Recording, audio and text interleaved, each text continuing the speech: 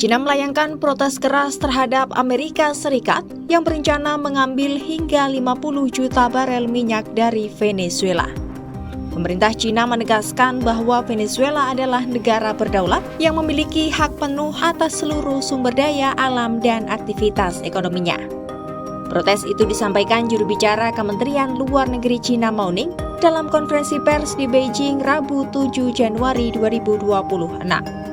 Mao Ning menyatakan tuntutan AS soal minyak Venezuela itu melanggar hukum internasional dan mencederai kedaulatan Venezuela serta merampas hak rakyat negara tersebut. Sebelumnya, Presiden Donald Trump mengumumkan bahwa otoritas sementara Venezuela telah menyetujui penyerahan 30 hingga 50 juta barel minyak kepada Amerika Serikat. Trump menyebut minyak itu akan dijual dengan harga pasar, namun hasil penjualannya akan berada di bawah kendali langsung Presiden AS untuk memastikan penggunaannya bermanfaat bagi Amerika Serikat dan Venezuela.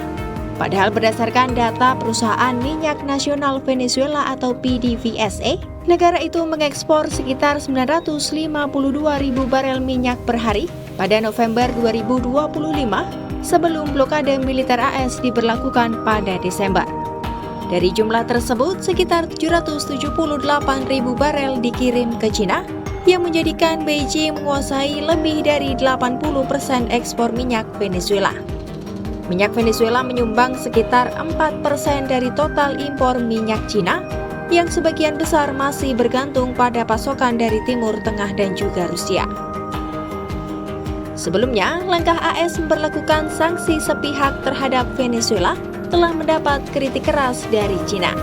Menurut Beijing, tindakan AS itu telah mengganggu tatanan ekonomi dan sosial Venezuela, sekaligus mengancam stabilitas rantai pasokan serta industri global. Mao Ning menegaskan, kerjasama energi antara China dan Venezuela adalah hubungan sah antara dua negara berdaulat yang dilindungi hukum internasional.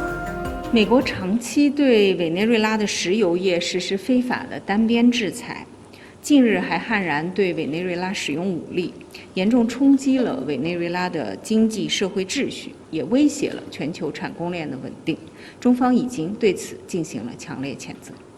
那么，我想强调的是，中国和委内瑞拉的合作是主权国家之间的合作，是受到国际法和两国法律保护的。 Di lain sisi, Trump menyatakan telah memerintahkan Menteri Energi AS Chris Wright untuk segera mengeksekusi rencana pengambilan minyak tersebut.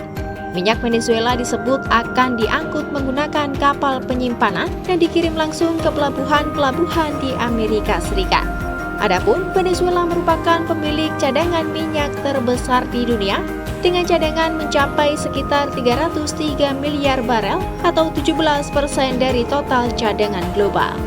China sendiri tercatat telah menginvestasikan lebih dari 2 miliar dolar AS di sektor minyak Venezuela sejak 2016 dengan perusahaan negara seperti CNPC dan Sinopec yang memegang konsesi ladang minyak bernilai miliaran barel.